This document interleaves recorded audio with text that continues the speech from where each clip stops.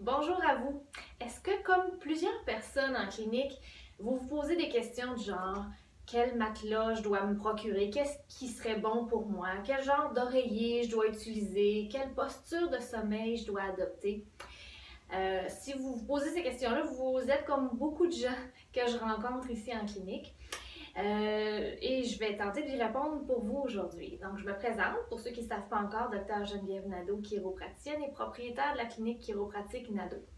Alors, saviez-vous que vous passez au moins, peut-être plus ou moins, le tiers de votre vie couché dans votre lit? Alors, de là l'importance de s'assurer d'avoir une bonne posture, d'avoir un bon matelas, un bon oreiller, de s'assurer d'être dans les conditions optimales pour bien dormir puis avoir le moins de douleur pendant la nuit et au réveil aussi.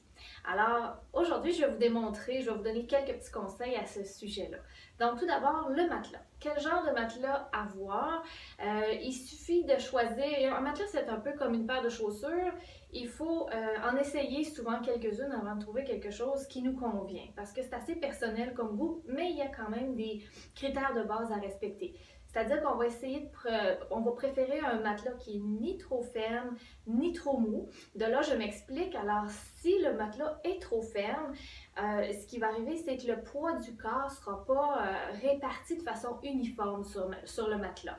Et s'il est trop mou, c'est le contraire. Là, le poids du corps va comme être affaissé et les courbes naturelles de la colonne vertébrale ne seront pas respectées. Donc, on veut quelque chose qui est entre les deux, quelque chose qui va vraiment épouser la forme du corps, justement ce qui va faire que le poids du corps va être réparti partout sur le matelas. Alors moi, j'aime bien suggérer les matelas à mousse mémoire. Je trouve que c'est quelque chose qui répond bien à ce besoin-là.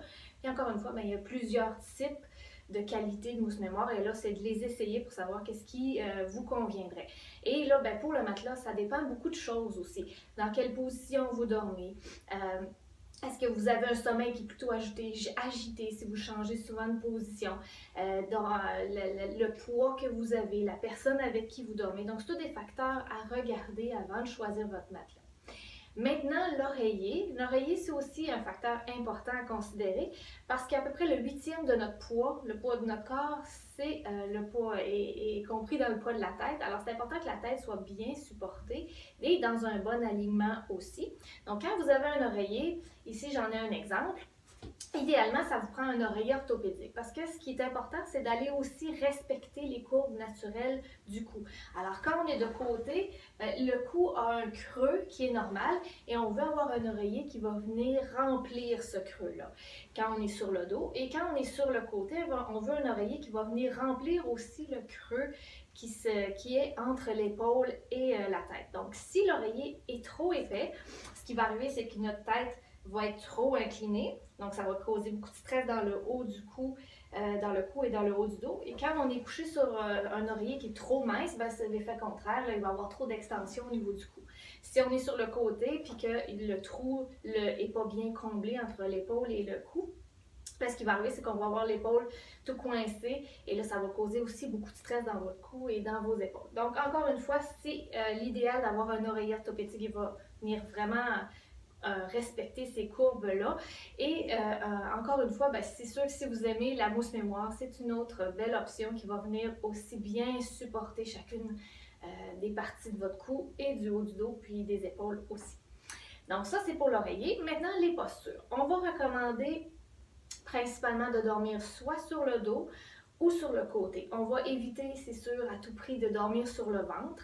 Et évidemment, les postures tordues, là, la jambe croisée, le bras en dessous de la tête. Alors, on va essayer de favoriser des postures neutres où la colonne va être, encore une fois, dans son alignement normal.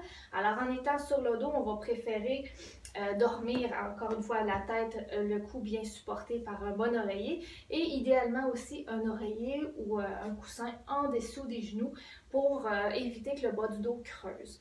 Quand on est sur le côté, idéalement, encore une fois, un bon oreiller qui va remplir le creux de l'épaule.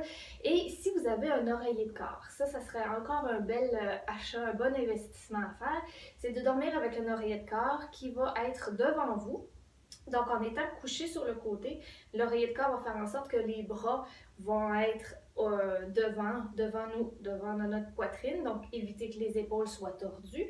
Ça va supporter les épaules, supporter le haut du corps, et l'oreiller de corps qui va descendre jusqu'aux genoux va permettre aux genoux du dessus d'être par-dessus, ce qui fait que les hanches aussi ne seront pas tordues quand vous allez coucher sur le côté. Donc, il va y avoir un bon support entre les genoux pour garder les hanches parallèles et un support au niveau des épaules pour garder aussi les épaules parallèles. Donc, encore une fois, l'idée générale, c'est de respecter l'alignement naturel de la colonne, soit sur le côté ou sur le dos. De cette façon-là, vous allez avoir les conditions optimales pour bien dormir, puis faire en sorte que votre dos soit bien supporté et dans les meilleures conditions pour prévenir les douleurs et faire en sorte que vous soyez mieux le lendemain matin au réveil.